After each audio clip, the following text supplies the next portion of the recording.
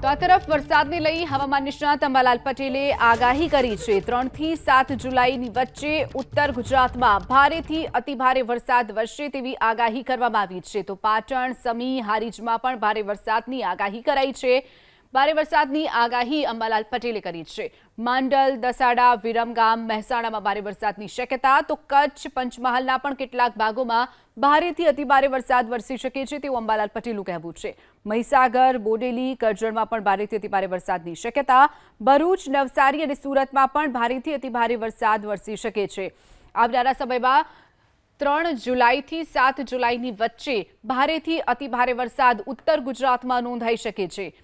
તો હવામાન નિષ્ણાત અંબાલાલ પટેલે આ આગાહી કરી છે। અલગ અલગ જિલ્લાઓમાં ભારે વરસાદ વરસશે તેવી આગાહી અંબાલાલ પટેલે કરી છે। 3 થી 7 જુલાઈમાં રાજ્યના ઘણા ભાગોમાં ભારેથી અતિભારે વરસાદ થવાની શક્યતા રહેશે, જેમાં ઉત્તર ગુજરાતના ભાગો, પાટણ, મહેસાણા, સમી, હારીજના ભાગોમાં ભારેથી અતિભારે વરસાદ થવાની શક્યતા રહેશે। બનાસકાંઠાના ભાગોમાં પણ ભારેથી અતિભારે વરસાદ થવાની શક્યતા રહેશે।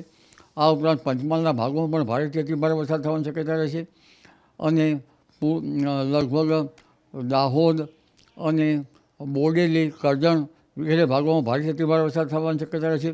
વડોદરા, મધ્ય ગુજરાતના કેટલાક ભાગમાં ભારે વરસાદ થવાની શક્યતા રહેશે, પરંતુ લગભગ આ અંગે દક્ષિણ ગુજરાતના કેટલાક ભાગમાં ભારેથી અતિભારે વરસાદ થવાની શક્યતા રહેશે અને લગભગ ત્યારબાદ મધ્ય ગુજરાતના પૂર્વીય ભાગો, ઔદ્યોગિક ભાગોમાં ભારેથી અતિભારે વરસાદ થવાની શક્યતા રહેશે। ભરૂચ, નર્મદા, સુરત, નવસારીના ભાગોમાં ભારેથી અતિભારે વરસાદ થવાની શક્યતા રહેશે। દક્ષિણ સૌરાષ્ટ્રના ભાગોમાં કેટલાક ભાગોમાં ભારેથી અતિભારે વરસાદ થવાની શક્યતા રહેશે। જૂનાગઢ, અમરેલી, ભાવનગરના ભાગોમાં ભારે વરસાદ થવાની શક્યતા રહેશે। ઉત્તર સૌરાષ્ટ્રના ભાગોમાં ભારે વરસાદ થવાની શક્યતા રહેશે।